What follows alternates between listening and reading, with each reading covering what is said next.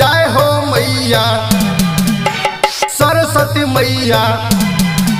साले साले पूजा हम के लिए सरस्वती मैया के मूर्ति बैसलिए, सरस्वती मैया के मूर्ति बैसलिए, सरस्वती मैया के मूर्ति बैसलिए। साले साले पूजा हम के लिए सरस्वती मैया के मूर्ति बैसलिए, सरस्वती मैया के मूर्ति बैसलिए, सरस्वती मैया के मूर्ति बैसलिए। तैयो ने विद्या दानी हमरा दिसकाई छै, मैया सरस्वती देखी दुखो ने बुझाई छै हो।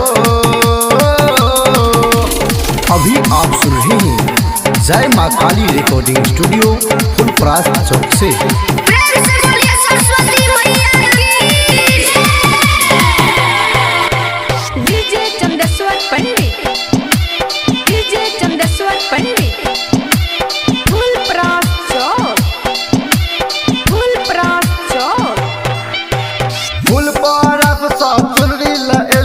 मैया के खातिर बिना किनलिए, मैया के खातिर बिना किनलिए, मैया के खातिर बिना किनलिए। फूल बरस सा चुनरी लएलिए, मैया रानी के हम सजलिए, मैया रानी के हम सजलिए, मैया रानी के हम सजलिए।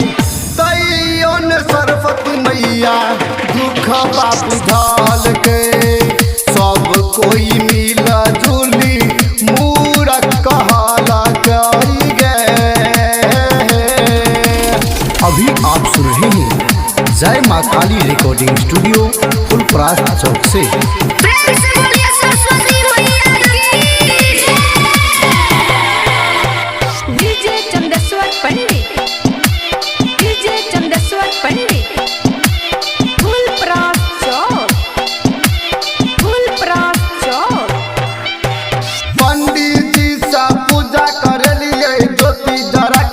आरती देखलिए, ज्योति जरा के माँ के आरती देखलिए, ज्योति जरा के माँ के आरती देखलिए। ललका पियर का रंग में सजलिए, मैया रानी के कमल आसन लगेलिए, मैया रानी के कमल आसन लगेलिए, मैया रानी के कमल आसन लगेलिए।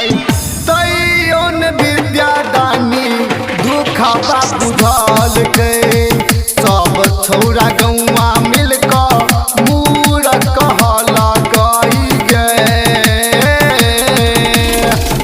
चंदेश्वर पंडित फुलपरास चौक 91 13 90 67 65।